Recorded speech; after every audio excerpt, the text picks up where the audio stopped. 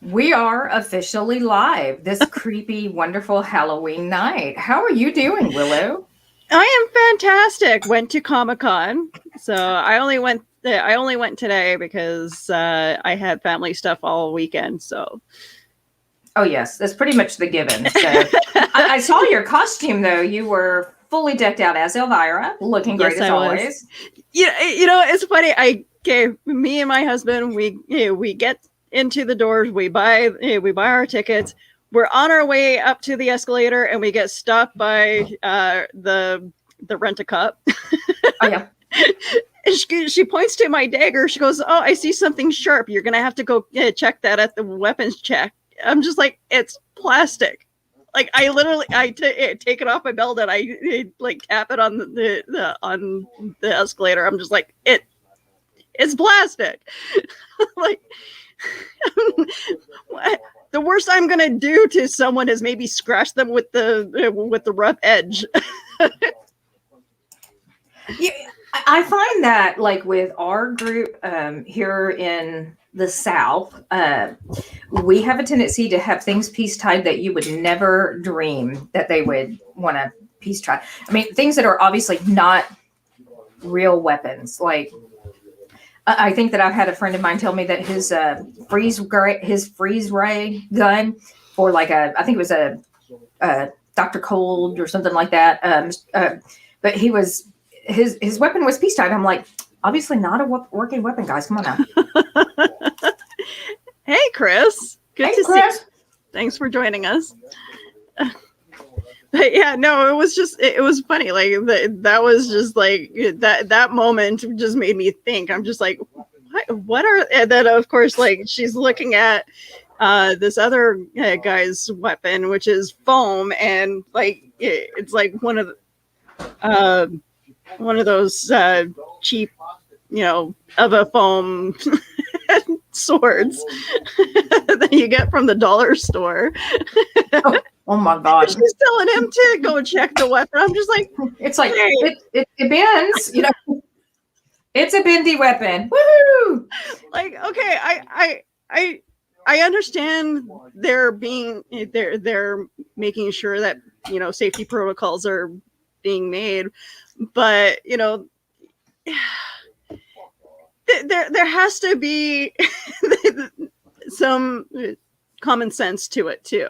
Oh, I agree. I'm obviously a completely plastic. Well, I would have to inquire about that because I mean, I know for a fact that weapons can be made out of all kinds of things. So, I mean, can you create a working plastic gun that will put a projectile that could be dangerous? Possibly. Yeah, I don't know. So Chris Walker says, can't stay long. Got to finish packing up Halloween con. Have a great show. Was this someone you met at the con? No, HoloCon is happening down in the States right now. And where Johnny is. So, yeah. Okay. I know a lot of the people from Stupid O'Clock was there, and well, the rising tide people are down there. So I'm hoping you guys all had fun. I'm sure they will. You don't go to con and not have fun. So unless you're getting weapon checks at the door with obviously fake plastic weapons. So do you do anything specific for, we have all of these shows and we've been hosting all of these events and it's been, spooky season. But one of the things that I haven't really heard a lot from our hosts are there specific things that you do for Halloween? I mean, how do you celebrate the day, the season, the week? Well, okay. Usually like if Halloween lands on convention weekend, then I'm usually there. But usually I try to deck out my yard as much as possible. And I have a scarecrow that talks and is motion censored. So as soon as people reach my sidewalk, that's when it goes off. And then I have a bunch of lights that go off as well.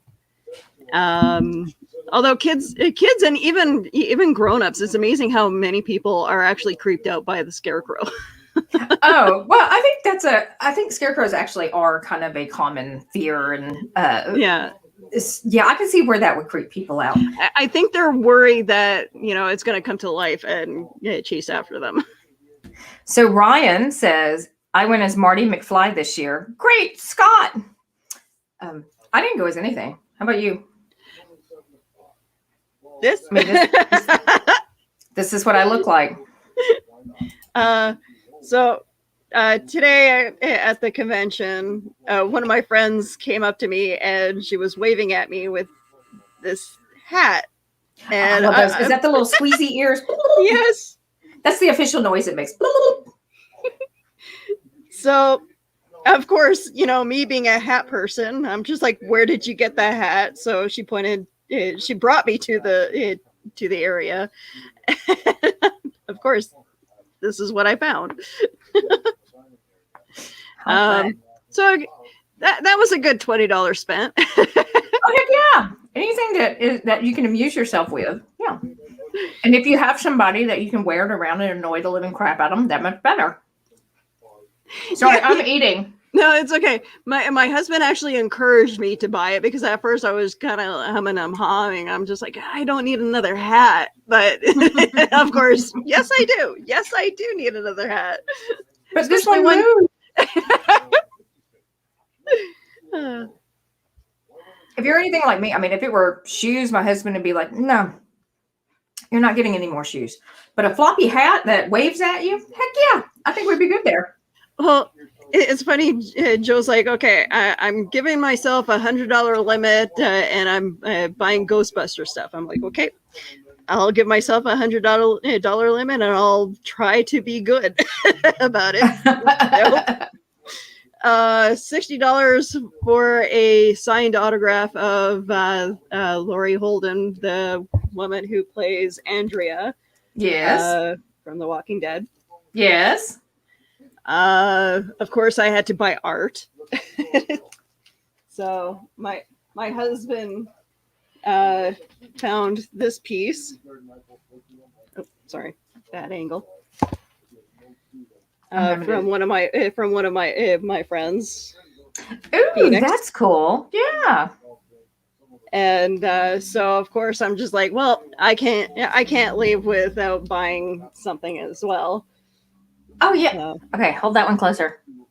Ooh, she's beautiful. Ooh, I like her a lot. So my friend Phoenix does that, and of course Joe's into like the Ninja Turtle stuff. So yeah. So Ryan says, went to Comic Fest at my LCS and bought tons of trading and including Winter Soldier, Red Sun, League of Extraordinary Gentlemen. Comic-Cons, I miss those. I miss those too, but I'm really hoping that this is the start of us kind of getting back into those. Yeah. Today's show was a little bit smaller, but because we're still in the middle of yeah. We're in the middle of Panera Bread. Yeah. So hi, Geek Gumshoe. Aha. What did Geek Gumshoe? Good evening. Hello. But yeah, so it was pretty packed there, but at the same time, there was quite a few vendors, but the usual people that I like to talk to weren't there. So it kind of was weird for me because it's like, oh, all these, newer vendors of people that I don't really know were there. So, yeah. Drew versus the World podcast. Good evening. Good evening to you too. I'm just so happy that we're starting to see some lift in the restrictions. That's, at this point, I have been so far removed. We started trying to do cons probably early summer. I think we made it to 2 or 3 cons, and then next thing I know, they're shutting down, and full face masks again, and Yeah. just record numbers of outbreaks. And we were just like, we're gonna have to kind of put it on hold for a little while. But hopefully, this is an indicator that we're about to kind of enter into the season where that is no longer an issue. Maybe we're closing this chapter of our lives. God, that'd be nice. It would be like, I'm sorry, my husband's talking in the back. Oh, it's good. It would like, for us, in order to go pretty much anywhere, we need to be fully vaccinated, and we have to show our vaccine cards, which, in a way I don't mind, but at the same time, I know that there's lots of people out there that, would love to enjoy Comic-Con with us, but because they choose to go a certain path that, they're missing out. And I kind of feel bad for that, As much as I would love to be back and active in the circuit, and like I said, I think that's something I'm having to err on the side of safety. As you know, when you're out at these events, it's not uncommon for people to come up and it's like they want to interact with you, and the whole I don't know whether I'm supposed to hug you or I'm supposed to put my arm around you when we're taking a picture, or how close I'm supposed to. It does become a little awkward, and like the handful of images that I did at events with people, I'm like, yes, I could tell I was like going, hi, how are you doing? I could tell there was a bit of just awkwardness in general, especially not knowing what everybody's status was and how lax some people were to come out and about without taking the proper. Yeah. At the show today, there was baby replica of the Impala from Supernatural. Ooh. And so they had protective plastic on the seats so that people can go in and sit down and get pictures in the car and around the car. Sure, Black's not sticking to the seat. You get in, you're like, well, that was the car, I promise. That was the car. It's very odd because like I have a classic car and we have seat covers on it that they're not vinyl, but I've stuck to them. I've stuck to vinyl seats, and it's not comfortable. No. What kind of classic car do you have? I know we've had this discussion. I have a '66 Dodge Coronet. Oh, cool! It's a gold station wagon. It's a fun car to drive. It sounds like it would be fun. Is it something that is just like a family piece that's come down to you, or is it just a cool style? Okay, so it was like mom, dad's, grandma's, grandpa's. Joe's grandparents gave it to him. So so have you done any kind of refurbished work to it? We painted up some spots that needed to be recovered, but we're planning on like stripping the car and repainting it all together. We just have to get a good paint match because it's a certain kind of gold color that it's very rare to find right now. Oh, I can imagine. It's you said it was 66. Yeah, that 1960s gold colors have a tendency to be very unique and probably have things in them that we are not allowed to use today. Yep. So yeah, no, they found some. Jonah's dad, not that long ago, when they were cleaning the basement, they found some paint in the from his grandparents. That was, and apparently it's still good. All it needed was a good shaking, but I mean they used that on to patch up some of the scuffs, but. Yeah, we definitely need to redo the back though. Some of like our tailgate kind of is a bit lopsided. If you take a good look at it, you can definitely tell that it's a little out of whack. Oh, cool. Oh, well, I mean, It's all fixer upper. It's, I mean, if you get something that's in an older age bracket, you can pretty much guarantee that you're going to do some work on it. We actually have a 69 Chevy C10, and we have been, Geek Gumshoe has actually been restoring it, and it's becoming more of a rat rod, very unique piece. When we got it, it had some rust on it, and he's kind of accelerated the rust in a few areas, and then basically coated it to maintain the patina, and then it's just got all kinds of really like wild and bizarre stuff. Like there's a bottle opener stuck, like screwed to the side of it somewhere. So if you're like at a car show and you want to pop open your beer, like you need a wine cork, you know, just like when like I'm not a beer drinker, so you know. Yep. But we also have a vintage Airstream Overlander. I can't recall the year right off, but we bought it with the intentions of having it as a photo studio and just kind of as a camper so we can use it. But at this point, it's kind of become the patio on the side of my house. I mean, we pulled the awning. We have the traditional, you know, the metal hotel furniture, including the swing that sits out in front of it. Yeah, so it's kind of a neat place. It's a neat place to go sit and chill and be away from everything. So. Oh wow. Hey, if you guys are looking for a 41 Dodge, you know, my father-in-law wants to sell the 41 Dodge that he has in his garage, and it's taken everything in my power not to just hand over some cash and be like, yeah, I'll buy it. You know? But well, that's kind of one of those things. If it's come from your family, you almost kind of want to keep it in your family until your family decides that they want to sell it out from under you because they don't think that you're really going to want it. True story. I'm not bitter. Not at all.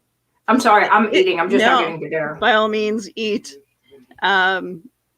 It's Halloween. Enjoy your candy. You know what? I would say candy, but Geek Gumshoe made me a baked brie with pecans and honey, and then there's sliced pear and some homemade crostinis. So, oh wow, yes. So the Geek Gumshoe says that he needs a 41 Dodge. Okay, all right.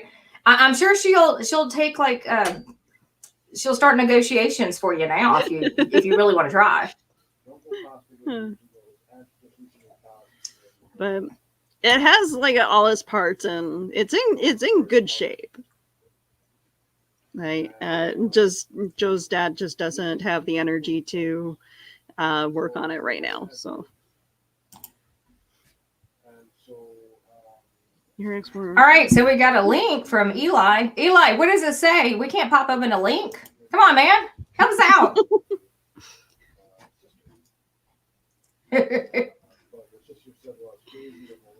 So, did you guys get a lot of kids trick-or-treating tonight? I don't get any children. Don't know why. I don't know if it's because they think it's the witch that lives at the end of the block. Could be that. Let's see. I don't know. Do you see it? I don't see it. No, I don't know what they're talking about. I don't understand why.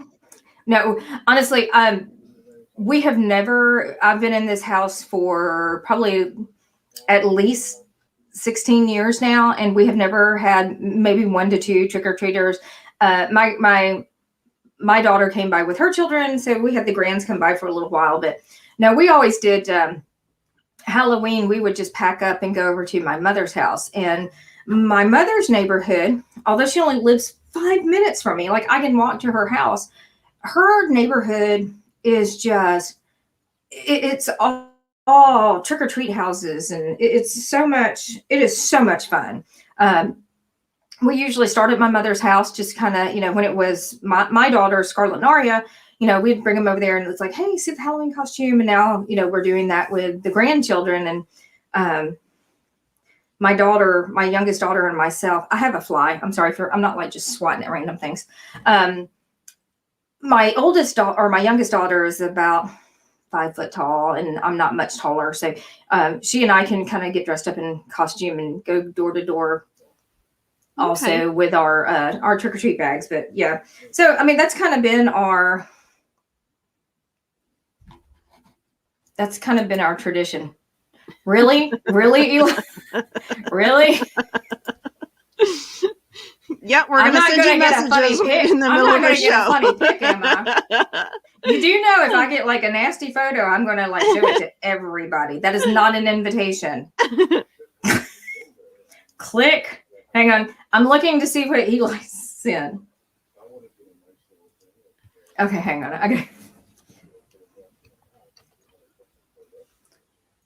I got. Can you see? I got to figure out what my camera is. Pee Wee's Dust Till Dawn Adventure. Okay, that's actually kind of cool. I love Pee Wee. Oh wow! Everybody loves Pee Wee. Don't everybody love Pee Wee? Pee Wee Herman. It was a fun show when it was on. It's weird seeing him now after like what it's been almost 40 years. I actually kind of, I kind of like that he was having his resurgence, and I'm trying to think. It was the guy from True Blood played the werewolf. Did one of his he did a Pee Wee movie. It was Joe Magliona. I know I'm going to mispronounce it. Somebody feel free to jump in and correct me. Oh wait, it's just me and you. Joe Maglione, whatever his name is, the wolf. The Alcide from True Blood. He did a show. He did a movie with him, and that was kind of fun. Okay. Facebook Live. I'm sorry. Facebook Live won't let me post images as comments. Another reason to be busted on the Zuck. Oh, yeah. I think though. With that said. Just like we were kidding around that we didn't want the the random pictures sent to us that might be highly inappropriate. That could be why. Yeah. Why? I'm not saying that I've had some of those sent to me, but you can't send messages to my DL fan page for that reason. Although one of my friends, one of the hosts from Hanging with Web had it a 7-day block because he threatened to burn one of our producers at the stake if he didn't tune into the show. Creep Southern to me, it's all good. Yeah, creeps are creeps. Eli, creeps are creeps. Yep. Holes be holes. What was that from? Sorry. No. But yeah, no, Facebook has been going weird. Yeah, I don't think that we're at a point now that we're ready to jump off of it. There's a lot of other platforms and stuff, but you look at how much time you've spent and all of the things that you've put on Facebook. Of course, you're not ready to jump off and leave that because you're sitting there. What's going to happen to all my pictures? What's going to happen to all my videos? What's going to happen to all my funnies? What's going to happen? So I think that's why we don't. But I mean, it's the same. Well, I mean, I think we're all gonna just deal with it when it comes time for a new that transition to happen. Because I mean, we did it. We all jumped ship from MySpace. Oh yeah. To Facebook. I actually did not have a MySpace page. I didn't want one. So I waited till the last minute to jump ship from MySpace to Facebook. I really was kind of weary about joining Facebook. I'm like, I don't want to be on more social media. As we are now officially on how many different platforms. No, I was just sitting, honestly, when MySpace came out, it was designed more for bands. And so if you were a musician, it was a good place to post your work and get noticed, and people could contact you, and you didn't have to necessarily go through all of these different booking agents and stuff like that. But it became more of a social media platform. And of course, I'm like, I don't need that. I don't even like to answer the phone. Let's don't add something. Now I'm on Facebook, Instagram, I'm on Twitter. I don't use Twitter. I hate Twitter. I'm on TikTok. TikTok hates me. It's not that I hate TikTok. They just don't like anything that I do. Probably because like the first couple of posts that I did, the first couple of TikToks that I've made, I was like wielding a knife in it. And I'm like, oh yeah, I'm probably not that. So I have been flagged as dangerous. I have been, yeah. It's like, no, Lauren's like, oh yeah, you're probably getting flagged for your boobs. No, it's the knife. I'm pretty sure it's the fire and the knife, maybe the gun. I don't know. You know, it's like I was doing a closet cosplay of Clue characters. Okay. And my first one was Miss Scarlet with a knife, and then I did. I think I had one that was Miss Peacock with a gun, and anyway, I had a couple of different ones, and I was like, it's like every one of them got flagged. I'm like, well, crap. So now they now think that I am a violent person, and I'm going to, I don't know, blow something up. Who knows? And yet there's a lot worse that is on TikTok. You know what? I actually did get flagged one time for inappropriate images where I was wearing a low-cut shirt. And it was so funny because they flagged mine and I took it down and I was like scrolling through and I'm like, baby, there's titties. I'm like, why did I get flagged? And there's like a full set of titties right there. So, by the way, I am from the South, so the word titties does come up in my comment. Yeah. It's okay. That's how we refer to them. No, we hooters, boobies. Us really, truly Southern girls, we call them titties. I honestly don't think, I don't think Canada has like a set term for boobs. I think we should give it one. I think one needs to be created. Eli, I know you're in on this conversation. So if we were to give Canada a name for boobs, what should that be? I think our last After Dark, I mentioned that I had a friend who had a little boy that referred to him as elbows. I don't know that would be the right answer, but I don't know. Lauren calls them dirty pillows. Yeah. That sounds like a very Southern thing to say too about what, dirty pillow. I had never heard that before. That was the first time I'd ever heard that. No. I'm like, boobs, yeah. Tatas, yeah. I think the first time I've heard about dirty pillows was watching Carrie. Oh yeah. Now that you think, yeah. I do remember that, but Carrie wasn't. I don't think Carrie was shot. I don't think that was meant to be a Southern style. That's not a Southern horror movie. I mean, we're our own breed of horror. I mean, just in general. Just in general. I've watched Duck Dynasty. Yeah. Oh my God. My husband and his friends pretty much idolized that whole show. So I am so sorry. There are like a whole series of these shows that I know that. Oh wait, we have. That's stealing, but we'll show it. Honeys. A bombshell kitten used that word referring to a rather busty elf, and that's me being generous. An extremely busty elf. Okay, so honeys. Okay. All right. We'll give it some thought. We'll let you know. We're probably about 6 hours from New Orleans, which is where all of these shows are shot. Whenever you get casting calls for acting jobs in our area, they always seem to generate from Louisiana. And it seems like there are tons. If there is a redneck nightmare type television program, that's where it came from. I think we had Billy the Exterminator. You have like Duck Dynasty. I like that show though. Billy the Exterminator was sorry. No, you're right. Go ahead. I liked it. I think the way he handled a lot of the animals with his kindness was really sweet. Okay. For the most part. My youngest daughter actually loved the show, and I want to say it was like her 4th or 5th birthday, wanted a Billy the Exterminator birthday party. I'm like, darling, you are not wearing a mullet. I'm like, we are not getting you a mullet. No, that's not. Yeah. I mean, okay, his show was better than Dog the Bounty Hunter. That don't take much though. That is not one of the, yeah, that's another one of the, but they have that same, you know what I'm saying? It's that Southern, um, yeah, Tiger King, another perfect example. I know that was a Netflix phenomenon, but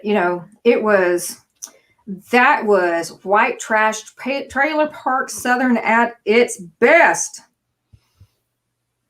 Hey, you're talking to the person who actually lived in a trailer court and dated her neighbor. But there is a difference between there's a difference in residing in a trailer park and that being your or trailer and that being your personality and your persona. Yeah, there is a huge difference. It's funny because like at around that time, Trailer Park Boys was like the epitome of Canadian television, and it just became a hit overnight with, even in the States it became popular, and I mean it still is popular everywhere, but I couldn't stand watching it because living in the trailer court, you see that kind of attitude from your own neighbors. So I just, no, it was scary. I lived with one woman like that. Okay. If you had to pick your guilty pleasure television, what would that be? Guilty pleasure television.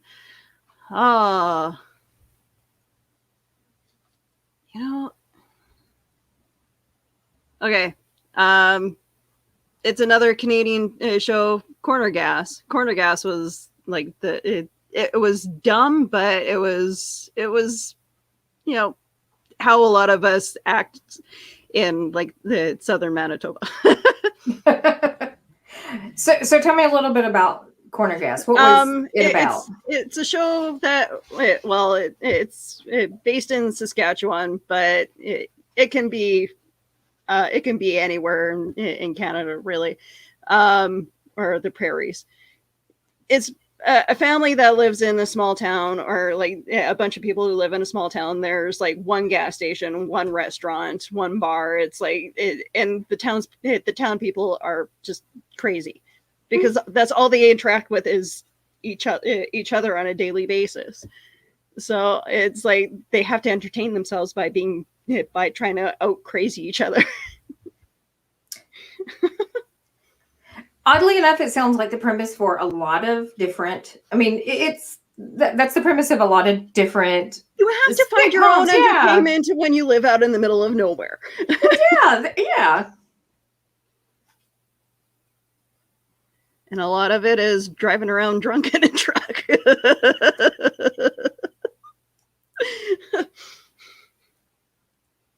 That's sad, but true. No. Although I live in a fairly decent sized city, I do have a couple of universities, several different spots in Memphis. And so, yes, driving around drunk and just random. Yeah, that's not uncommon. Yeah, I get it. I don't recommend it, but I understand. No. I think a lot of like the life on the prairies in the middle of nowhere is just as bad as, being a redneck down in the South.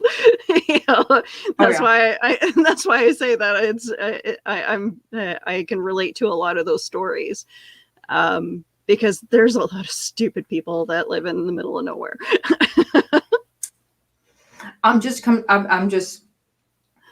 I just assume that there's a lot of stupid people, period. That's true. That's true. Lots of stupid people. Oh. Geek Gumshoes. I haven't seen that show in a long time. That's still on?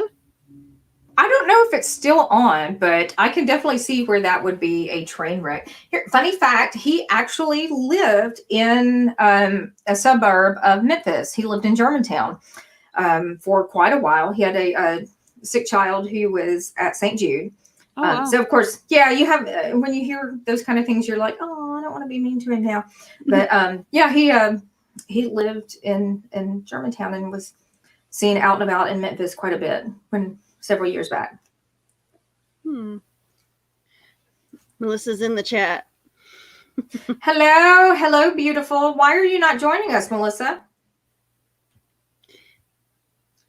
I think she was one who said that she was out with her children. Oh, okay. Oh, maybe not.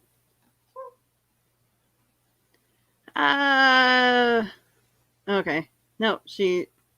I don't know. Melissa, why aren't you joining us? I know this is open chat for all of our hosts, so please feel free to jump in. Geek Gumshoe, you're welcome to join us.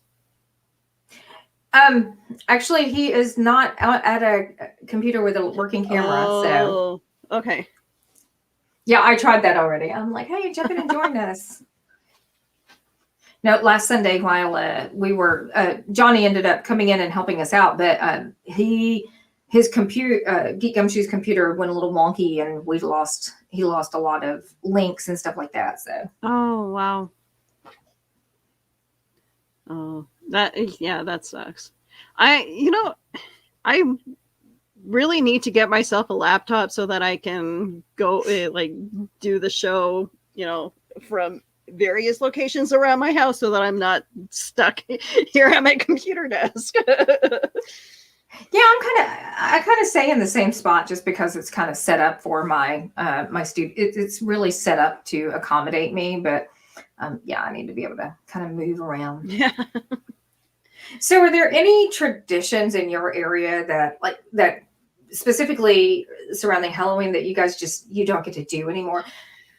I miss going trick-or-treating and being able to get and receive all of the homemade goodies. Like, there were people in my neighborhood that would make like homemade popcorn balls and candied apples, and you don't find people who do that anymore. No. And not to mention, if somebody did, if somebody gave me a homemade goodie, I'd probably, just out trick-or-treating with the kids, I'd like, let me throw that away. We're not going to touch that. I mean, see, I think that's it. Because of all the bad stuff that has been happening, apparently, like razor blades and apples or stuff like that. I think that's the reason why a lot of the baked goods have gone out. But I mean, like, I would love it. I think I would appreciate having a bag of like mixed cookies or something, rather than like a bunch of little chocolate bars. I don't know. That's just me. Oh, no, I agree. And it's interesting because we have always associated Halloween and candy and with an opportunity for people to either poison your children or put razor blades and pins and candies. And that actually really never happened. There is a case of a poison. It was pixie sticks.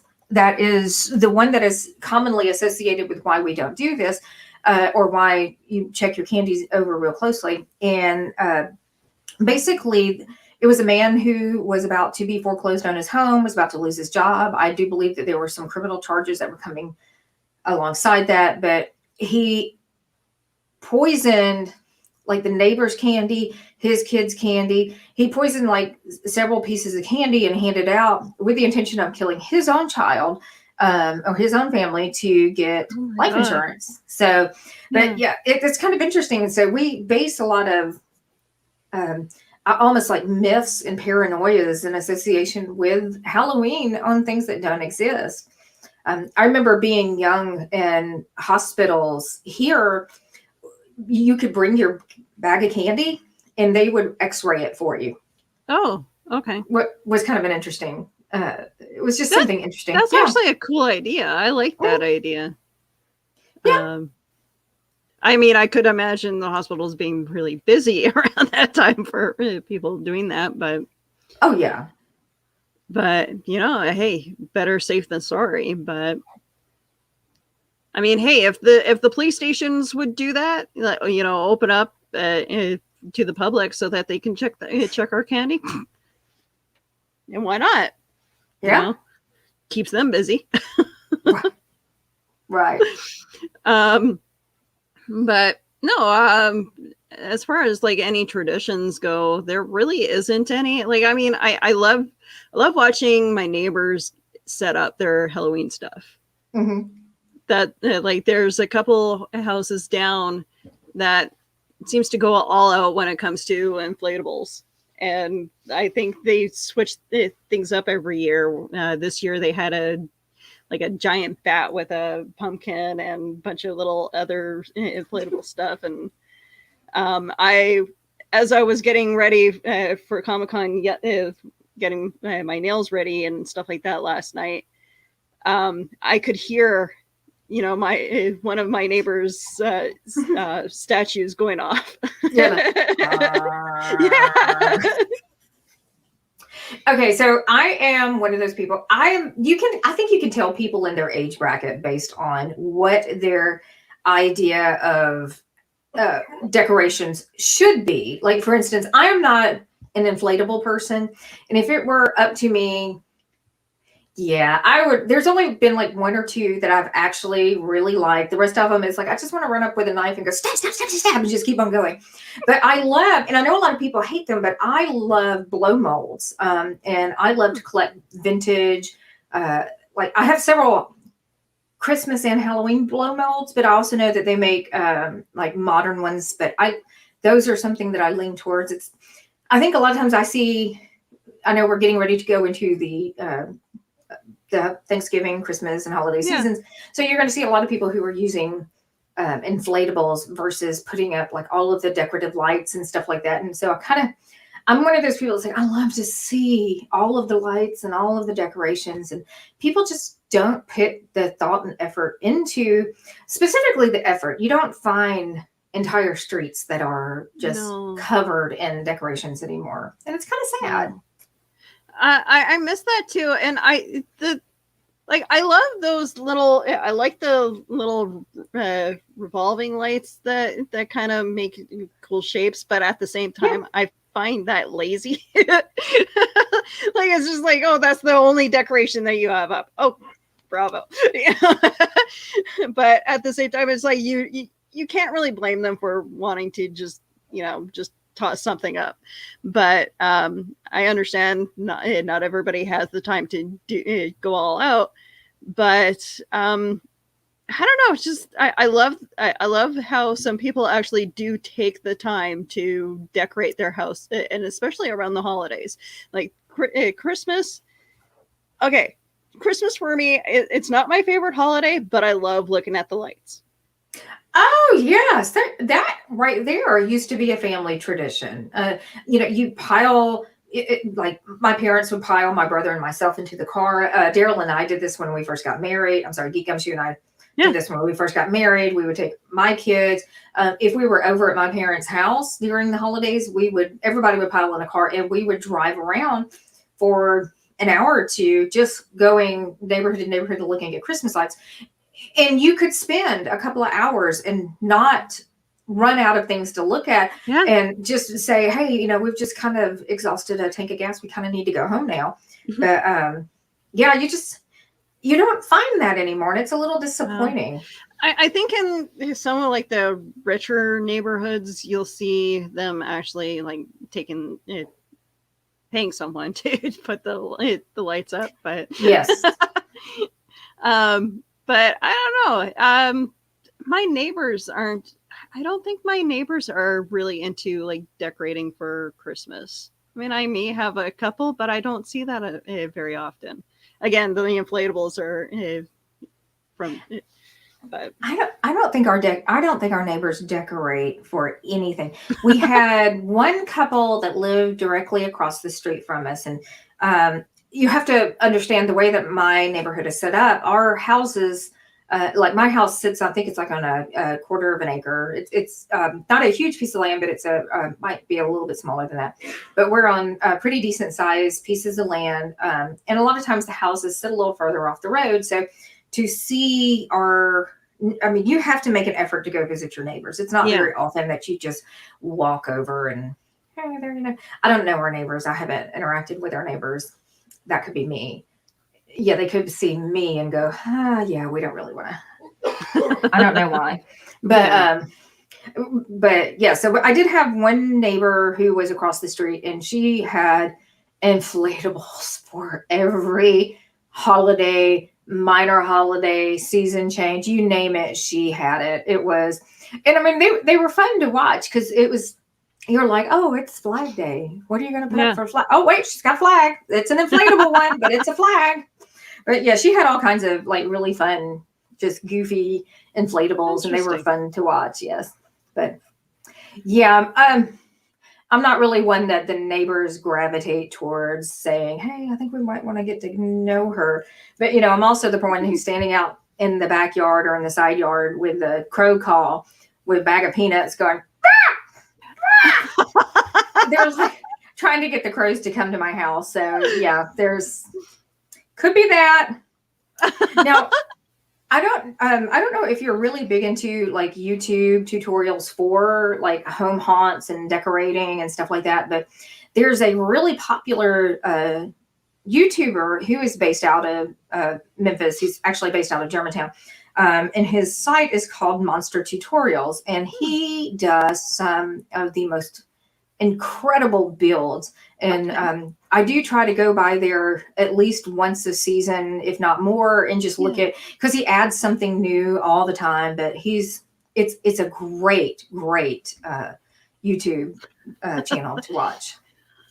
So wait, you have a cast iron cauldron on your porch? Yes, I do. It is my great grandmother's. Oh, that's awesome. Yes. I'm surprised he didn't say what's in it. Oh. See, no, there's not body parts. Come on. I think your house would be awesome to visit around around Halloween, because I would want to see what's in that cauldron. My husband, Geek Gumshoe and I, my husband and I, we do crystal mining. It's not unusual for us to go crystal mining, and we've gone just all over the place. And it's something that there's a lot of times that we will have big bags of crystals, and some of them are little bits and pieces and stuff like that. And some of it might be, anybody looking at my cauldron would probably look at it and go, oh God, she's practicing voodoo. That's a Naganda. And I'm like, no, there's no blood in it, I promise. But I mean, it's filled with like, crystal. There might be broken glass like in the bottom of it now, but it's like filled with, it's like there's crystals. There's a layer of leaves on top of it right now, but there's like crystals and stuff in it. So, but aren't crystals more for like positive intent? They can be. I mean, I kind of subscribe to the same philosophy that when it comes to rocks and crystals and gemstones, it's like, first of all, I love them. They're pretty rocks, they're pretty gemstones.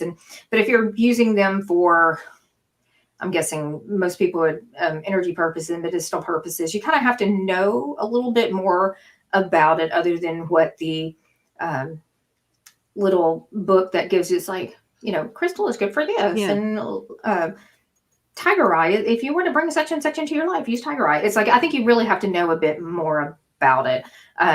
I studied herbalism and locally, and I did for a long time, and I was very interested in, okay, I studied it. I know a lot about it. I can't grow anything to save my life.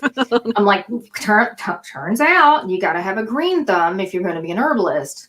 But, you know, I did a lot of classes, and a lot of things that I hear that people do is like, they get the book and it's like, oh yeah, tomorrow we're going to, you know, tomorrow is the, you know, herb or spice or whatever of the day. And I'm going to put it on everything and I'm going to use it. And I'm like, oh, no, that's not how that works. You need to know a little bit more about, you know, your illness, your body chemistry, and how to put that medicine or that herb in. I had somebody describe it to me, a really interesting, the teacher's name, I do believe her name was Glenda Watts. And she was telling me that when you were working with herbs, one of the things that you want to do is you want to look at the person themselves, look at the nature of their body chemistry. For instance, if they have a lot of chronic illnesses and stuff like that, that generally is an indicator that their body runs hot. People who are, so there's a kind of that whole thing. You have certain illnesses that make you hot. So the idea is that you want to take an herb that's going to bring you closer to neutral. And so you have to know what your cooling herbs are to put into a hot illness or hot body. I'm sorry, that was like way off the track, but I kind of feel That's the same way with crystals and with gemstones. I feel like you have to know a little bit more than what the general public does. Okay, interesting. I'm learning a lot more about you. I'm now very curious as to like how you got into all that. What got you into learning about herbs? And honestly, I was dealing with my own illnesses at the time and was not finding any satisfaction in conventional medication. I will say this, it was conventional medication that actually kind of got me to the point that I'm comfortable in my own skin. But, you know, when you get desperate and you want to find something to fix what nobody seems to be able to fix, you start looking at alternative healing and stuff. So that's kind of how I got into it. Okay.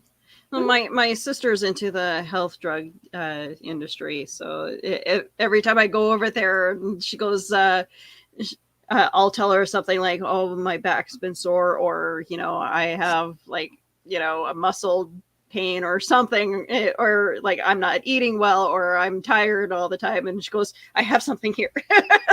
Yeah. She just recently gave me a big bottle of like this stress reliever stuff that like it's like gummies that's supposed to, you know, de-stress you in some way. I'm just like, okay. That's called edibles. No. So is she a holistic practitioner? Is she into holistic medication, or okay? So she's not like pharmaceutical. Okay.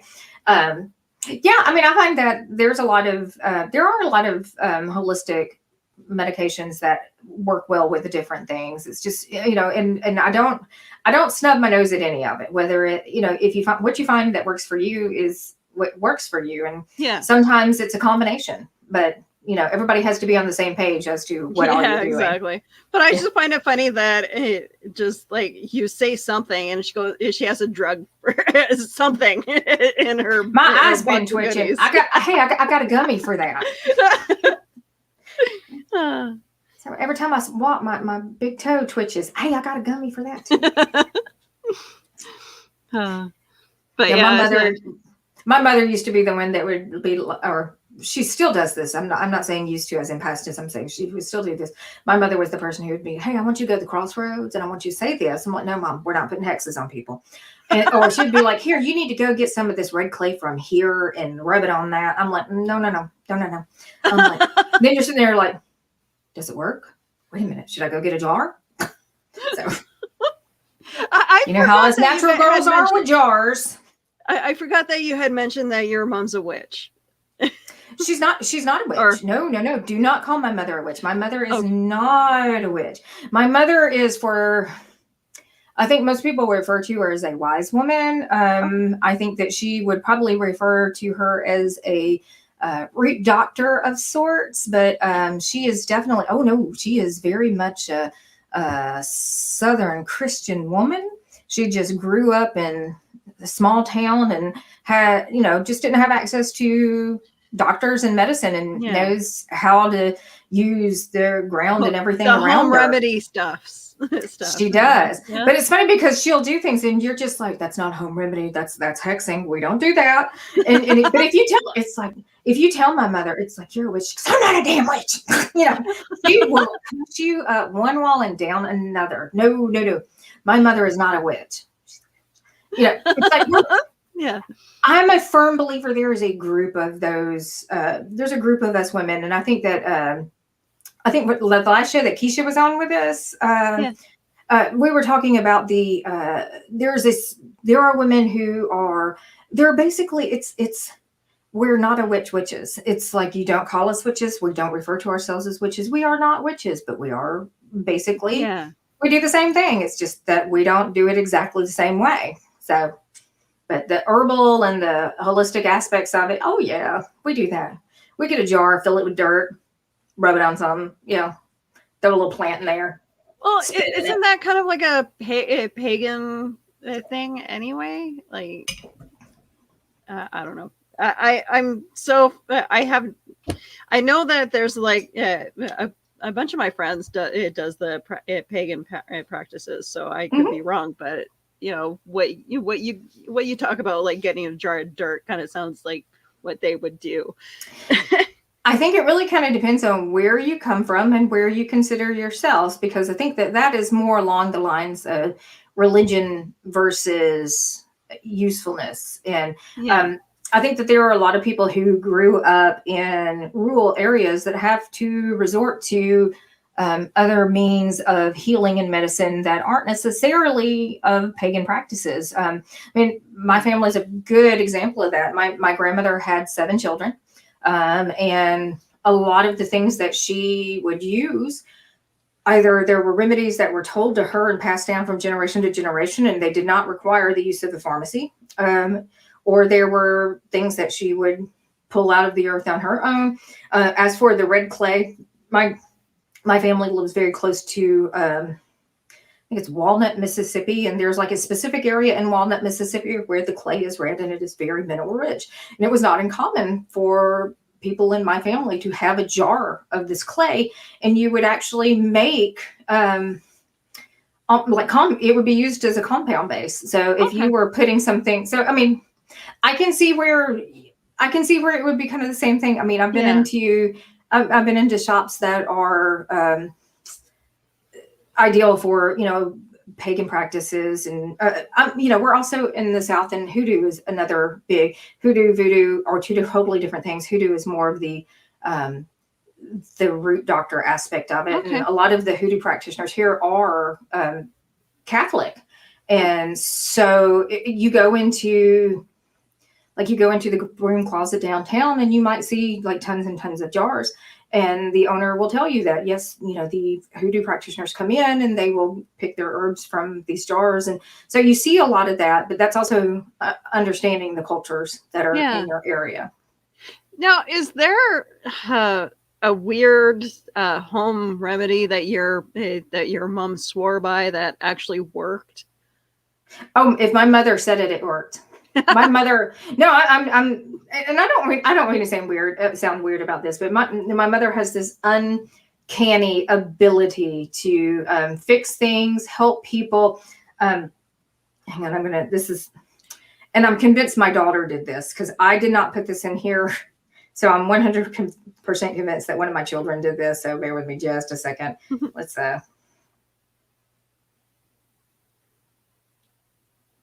So I'm going to cover up her. If you see her, hang on. Yeah, I can see it. Yeah. So directly under her picture and her name, it says Miracle Worker. and that's it.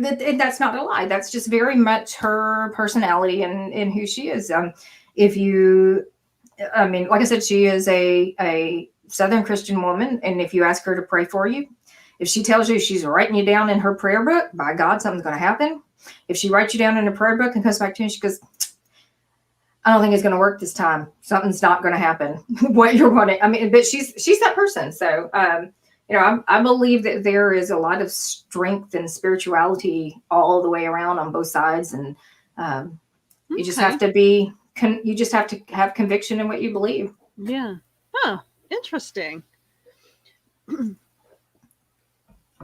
No, I do like looking up certain home remedies on the internet, but I think, does your mom have one of those home remedy books that she swears by? Or is it just all up here? Most of it is up here. Most of it is up here. Although she does have like notebook, like standard. When I was in high school, you would get these denim bound 3-ring binders, and my mother would have a 3-ring binder that she would put clippings in, and she would put like notes and recipes, and there were her recipe books. If you get a hold of one of my mother's like actual cooking recipe books, there's notes in the sidelines, there's things that are flagged, and you want to follow what she writes in the sidelines. You don't want to do exactly by the recipe, because she's figured out things that make it better. But she has notebooks that she has things written in that are basically, they're medicinal. They're You know, they're all over. They're all over the place. There is absolutely no telling where you would find like one of her remedies. Okay. But yeah, I'm trying to think if there's anything in particular. But no, she doesn't buy. I mean, she does now occasionally buy. Like she'll get suckered into this says this will work, and I'm going to buy this book, and we're going to read through it, and then she's like, I knew that already. I'm like, okay, well then stop buying those books. But yeah, she has so many of these. She has all of this stuff actually already written down and committed to memory that, you know, the thing that they're saying is new and great. It's like a lot of older women already know. So. Oh, interesting. Yep. My oldest daughter found one of those little notebooks and she's like, Grandma, it's a grimoire. I'm like, it's not a grimoire. It's a notebook. It's a notebook. It's not a witch. But I can see where people would look at, you know, the way that my mother takes notes and the things that she does and would kind of, I could see where you would compare the two very easily. But that's funny. Her book of spells. Yeah. Remedies. Why does this one say I need to throw this over my shoulder and spin around 4 times? I don't know. Set it on fire. Don't know. But yeah. So, no. I know. We laugh. We laugh about it, but you know, it's like we just don't laugh about it with her because, like I said, she'll cuss you up one wall and down another. I know it. For stuff like for some reason, people swear by aloe up here. It's like it's like coconut oil. Put it on everything and it'll heal. It does have a lot of natural healing properties. I mean, like, yeah, it will help with burns, and it's more of a soothing agent. And especially if you can get like the actual plant and break it off and put it on your skin. And then I know that you can drink aloe.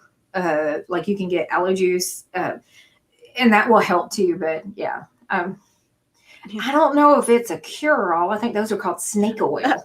See, that's just it. I know one of my friends grows aloe, and he goes, "I have an aloe plant. I'll snip you off a branch if you need it." And it's like, I'm good. I'm good. Now I do keep aloe. I do recommend keeping an aloe plant.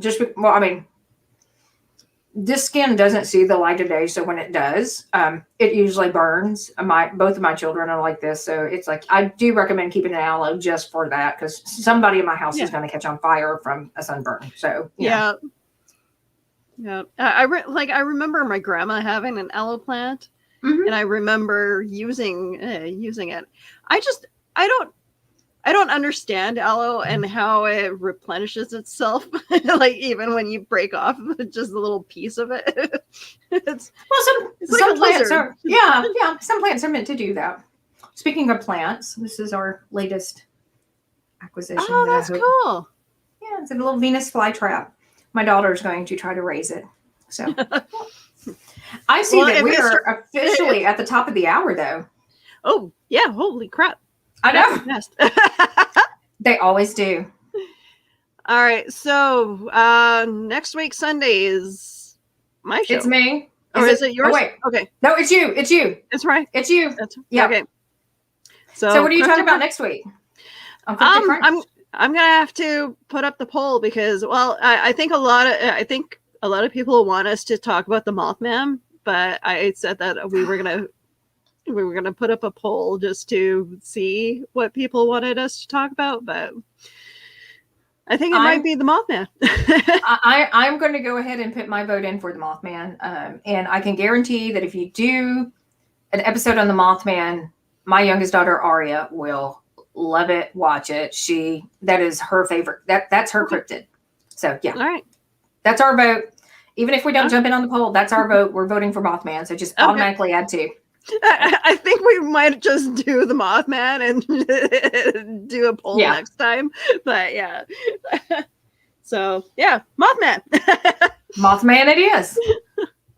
Done. Okay. What do you have up for the next week? I do believe that our next show, which is on what is that? Yeah, 1 second.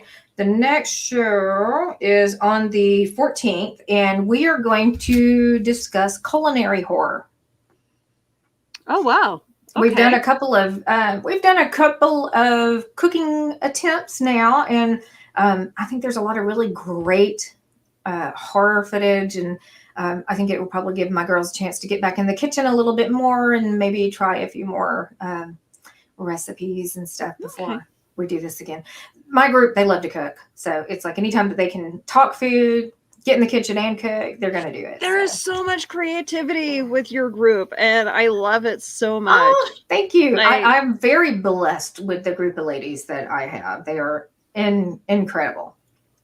The pictures of the cupcakes and all the food that you guys bake, it's you guys have to post it up and so that everybody can see what you guys make. I would love to say that I'm good at that stuff, but that is 100% Magda and Lauren and Kat that are making these gorgeous creations. Now, if it's a cake that's held together by pins and sliding sideways, that's me.